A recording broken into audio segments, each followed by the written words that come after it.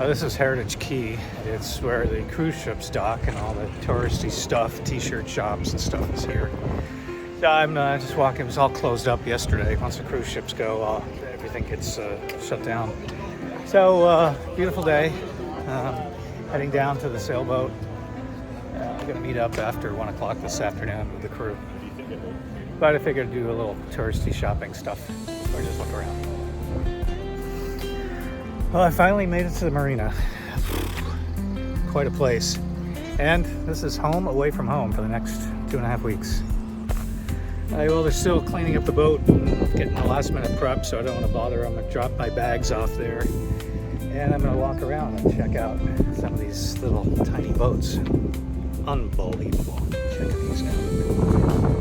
Not even the big ones. Not even the big ones.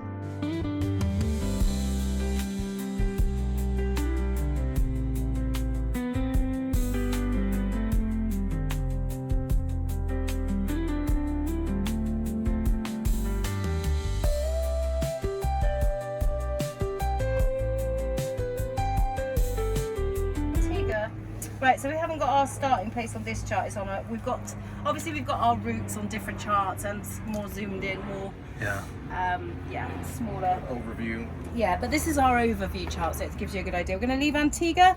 We have a waypoint just up here. Also, this is much further from land than it looks on this high level chart, if you like, so don't panic too much. We're not planning on driving into any islands or doing any off-roading.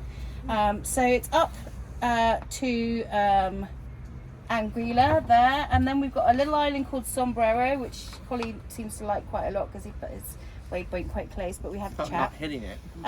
We come then across the top of Puerto Rico towards the Dominican Republic and Haiti. There are some shallows over here, nothing shallow enough for us to worry about, but of course any sea state might impact whether or not we were to get any, you see what I mean? We might not want it to be quite so bumpy. Across the top of the Dominican Republic to this island here called Great Antigua, which is the most southeasterly island in the Bahamas, and is one of the first places that we are able to clear into customs and immigration. So this is why we're going there. There's a small town on the southwest corner called Matthew Town. Apparently the harbour master is extremely friendly and jovial, which I've just read everywhere and heard from people that we know as well, so looking forward to that. We may or... Well, I'm aboard Sea Dragon. This is the main salon. That's where everyone gathers. The kitchen is over here. And this is the low-hanging fruit, literally. And that's the nav station here. I'm heading toward the back. The nav station. And that's that's where my bunk is. We'll go there in a second. Yeah, so it's pretty cool. A very solid boat, sturdy. It's got enough space for the two heads, aka bathroom. And this is where all the sails and the outboard motors are stored here. And I'll go back to my bunk. There's a lot of stuff, but I'm not going to show all the stuff. I'm in the back, the aft. So this is on berth. This is where my crewmates are staying, and this is my room. There it is. So then there are these straps here for the bed or cot, so when we're heeled over under some heavy wind, you don't fall out of the boat, which is would not be it, or fall out of the berth. And yeah, so I've got this room to myself, which is nice. There are only 2 of us paying crew members. The rest are a few other crew members that work for the boat. So it's going to be a small group.